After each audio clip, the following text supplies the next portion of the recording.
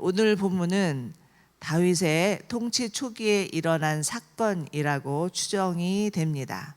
말하자면 사무엘하의 부록편이라고 할 수도 있는데요. 1절을 보시면 다윗이 다스리던 시대에 3년 동안이나 계속 기근이 들었던 때가 있었습니다. 이스라엘 땅에서 3년이나 기근이 계속된다는 것은 곧 모든 백성들의 생명이 위태롭다는 뜻이기도 합니다. 이스라엘은 하늘로부터 이른 비와 늦은 비가 내려야만 살 수 있는 땅이었기 때문이죠.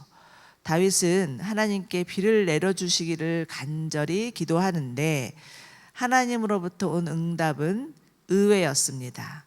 3년이나 기근이 계속된 이유에 대해서 말씀해 주셨는데 그 이유는 사울이 기브온 사람들을 죽였기 때문이라는 것이었죠. 자, 그렇다면 우선 기브온 사람들이 누구인지를 살펴보겠습니다. 기브온 사람들은 가나안 족속 중에 하나였죠. 여호수아가 가나안에 들어와서 땅을 정복할 때 평화 조약을 맺은 족속이었습니다. 이들은 여호수아가 여리고성을 무너뜨리고 아이성을 정복하는 것을 보고서 너무 겁이 나서 변장을 하고 이들의 여호수아에게 찾아와서는 자신들은 먼 곳에서 온 자라고 속이면서 여호수아와 조약을 맺고자 화친을 청하는데요. 이에 여호수아가 이때 하나님께 묻지도 않고 그들과 조약을 맺게 됩니다. 그리고 나서 사흘이 지나서야 이들이 가나안 족속의 하나임을 알게 되지만 그 하나님 앞에서 한 약속 때문에 그 약속을 지키기 위하여서 이들을 이스라엘 족속 안으로 편입을 시키죠. 그래서 그때부터 이들은 이스라엘 안에서 성전에서 물 깃는 자로 또 나무 패는 자로 살아가게 됩니다. 이리하여서 기브온 사람들이 이스라엘 백성들 가운데 거하면서 그들의 일원이 된 것이었죠. 그런데 사울의 시대에 와서 사울이 그 옛적 약속을 깨트리면서 이들을 모조리 죽여버리는 사건이 있었던 것입니다. 말하자면 기브온 족속의 대학살 사건이었죠. 언제 이들을 죽였는지에 대해서는 성경에 자세히 기록되어 있지 않지만 성경학자들의 추측에 의하면 아마도 사울이 노땅에 들어와서 당시 다윗을 숨겨주었던 제사장과 레위인들을 죽이면서 성소에서 봉사하던 기브온 족속들마저도 다 죽여버린 것은 아닐까라는 추정을 합니다. 그러나 이는 어디까지나 하나님의 이름을 걸고 하나님 앞에서 한 약속을 깨트려버린 무모한 행동이었죠. 2절 보십시오. 2절을 보시면 이스라엘 사람들은 그들을 살려두겠다고 맹세했지만 사울이 이스라엘과 유다를 향한 열심이 지나쳐서 그들을 죽였던 것이라고 말씀하고 있습니다. 자, 우리는 여기서 맹세라는 단어에 밑줄을 그어 보시면 좋겠습니다. 여기서 맹세란 하나님 앞에서의 약속을 말하죠.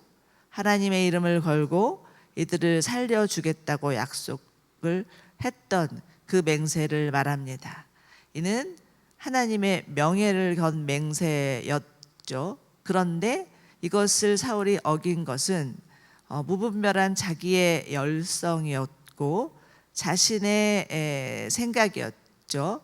그래서 하나님의 성품을 곡해시키고 하나님의 명예를 더럽혀버린 사건이었습니다. 자, 하나님께서 사울을 이스라엘 왕으로 세우신 것은 이스라엘의 진정한 왕은 여호와이시고 이스라엘을 다스리시는 이는 하나님이시며 나는 왕이신 하나님을 모시는 대리인일 뿐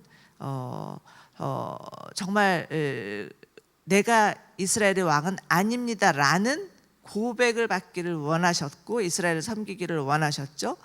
그러나 안타깝게도 이 사울에게는 이러한 마음이 조금치도 없었습니다. 오로지 자신의 왕 자리를 유지하기 위해서 하나님이 필요했던 거죠.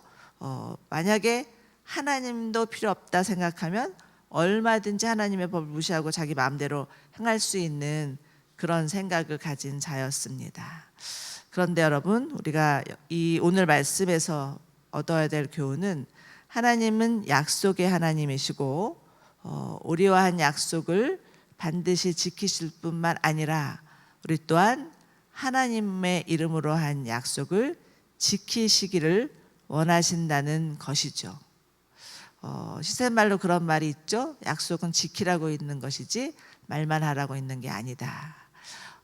그렇기 때문에 오늘 이 아침에 우리가 행여 하나님 앞에 한 약속, 또 사람들과 한 약속, 그 중에 잊은 것은 없는지, 아니면 실행치 못하고 있는 것은 없는지, 어디 어긴 것은 없는지를 돌아보았으면 좋겠습니다.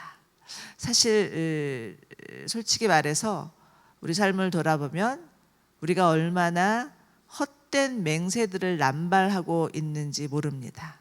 오늘날 배반, 배신, 부도, 이혼, 결별, 이러한 모든 것들도 어쩌면 정말 하나님 앞에서 한 약속, 또 사람과의 한 약속을 너무나 손쉽게 깨트려 버렸기 때문이라는 생각을 해보게 됩니다. 그리고 무엇보다 하나님께서 우리 가운데 하신 약속을 다시 상기해 보면 좋겠습니다.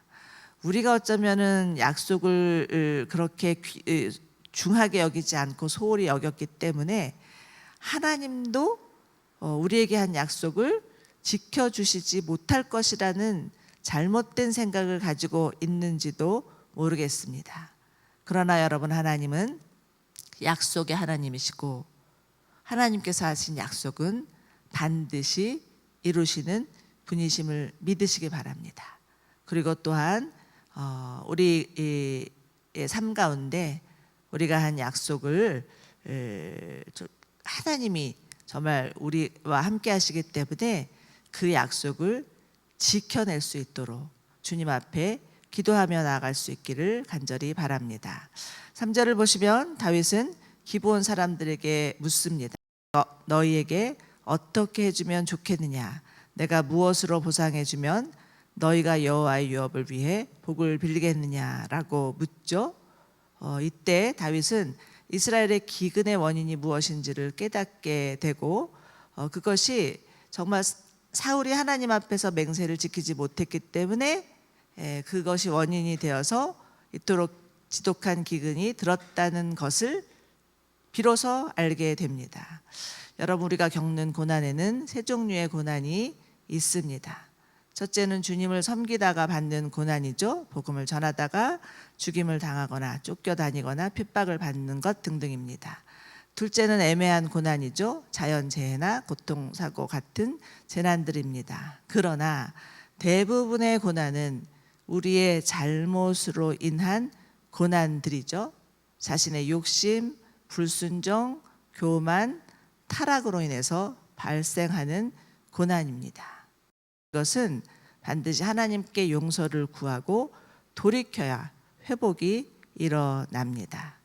기브온 사람들은 다윗의 질문에 4절 보시면 이 사건은 금이나 은으로 해결될 수 있는 문제가 아니다라는 것을 말하고 있죠. 더군다나 자신들에게는 이스라엘 사람들을 죽일 권리가 없다고 하면서 사울이 무슨 죄를 저질렀는지에 대해서 5절에서 말하고 있습니다. 사울이 자신들을 이스라엘 영토 안에 발도 못 붙이게 하려고 완전히 진멸시키려 했다는 것이죠. 다시 말씀드리지만 사실 이것은 하나님 앞에서 한 맹세를 깨트리는 사건이었습니다. 이 기브온 족속들은 가나안 족속이었기 때문에 진멸의 대상이긴 했지만 이들이 항복을 하고 하나님 앞에 들어오고자 했을 때 하나님께서 이들을 받아들이셨고 이들은 이스라엘 백성들 안에 편입된 자들이었다라는 것이죠. 그리고서 6절에서는 그 기브온 족속들이 다윗에게 요구를 하는데 사울의 자손들 가운데 남자 7명을 넘겨주면 그들을 사울의 고향인 기브아에서 목매달아 죽이겠다고 요구를 합니다. 오늘 말씀에 보면 이 기브온 족속들이 계속 다윗 앞에서 얘기하는 것을 보면 여호와 앞에서라는 단어가 계속해서 나오고 있습니다. 이들은 계속 하나님 앞에서 한 그 약속을 깨트렸기 때문이라는 것을 강조하고 있는 것이죠.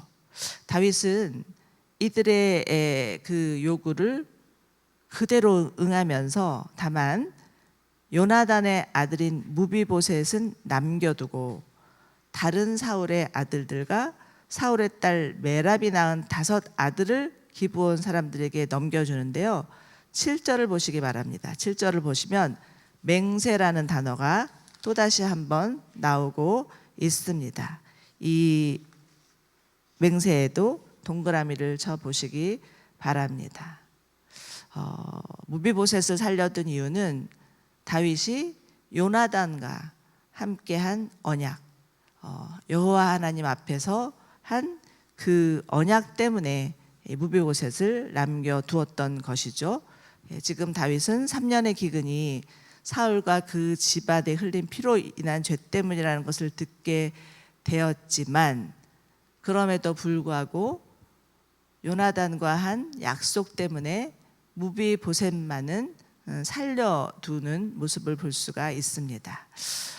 자, 우리는 여기서 다윗이 기브온 족속들의 요구에 따라서 그 무고한 사울의 아들들을 내어준 처사가 과연 옳은 것인가 아닌가, 윤리적으로 생각하면 논란의 여지가 있겠지만 지금 우리가 여기서 묵상해야 될 중요한 포인트는 하나님 앞에서 한 약속을 지키는 다윗의 모습입니다. 여호와 앞에서 맹세한 약속, 그것이 하나님의 이름을 걸고 한 맹세이기 때문에 반드시 지켜야 한다는 다윗의 굳은 의지가 담겨 있는 것이죠. 또 하나는 우리는 이 말씀을 통하여서 정말 하나님이 우리 가운데 주신 약속, 예수 그리스도를 통해서 우리 가운데 구원을 주시겠다고 한 약속 때문에 죽지 아니하고 영원히 살 수 있는 은혜가 주어졌다라는 것을 묵상하며 이 아침 우리 가운데 하나님이 우리 가운데 주신 약속 때문에 우리 안에 하나님으로부터 주시는 구원과 은혜의 축복이 있다라는 것을 감사하며 기도하는 아침이 되었으면 좋겠습니다. 자, 그런데 이 사건은 여기서 끝나지 않습니다. 사울의 2 아들의 어머니인 리스바가 나무에 매달려 있는 자신의 아들들과 조카들을 애도하면서 그 시체 곁에서 새나 들짐승이 가까이 오지 못하도록 몇 날이고 몇 달이고 지켰던 것입니다.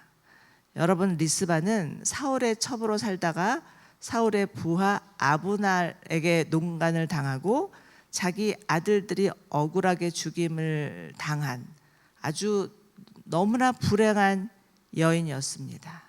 그런데 오늘 우리가 이 리스바의 행동을 통해서 배울 수 있는 것은 이 여인은 자신의 불행한 삶에 그냥 속절없이 무너지지 않았습니다.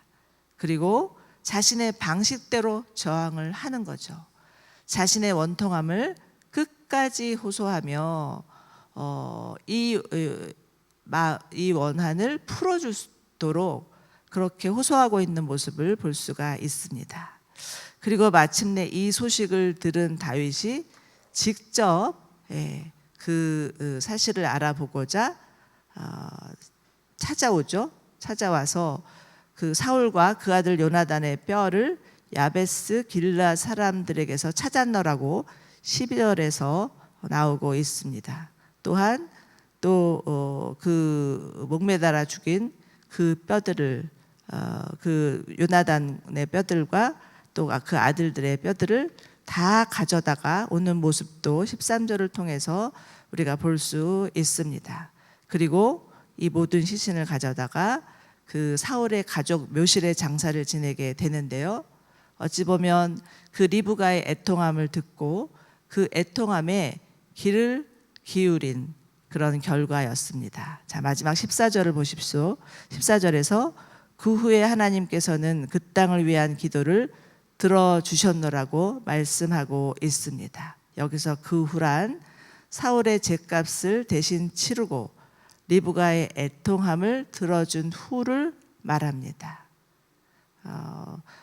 정리해 보면 이것을 통해서 하나님께서 정말 그 기브온 사람들의 억울함을 들어주었고 또 그 사울의 그 잘못을 속죄해 주었고 또 리브가의 그런 애통함을 통해서 하나님의 긍휼을 베풀어 주셨다라는 것을 묵상할 수 있죠.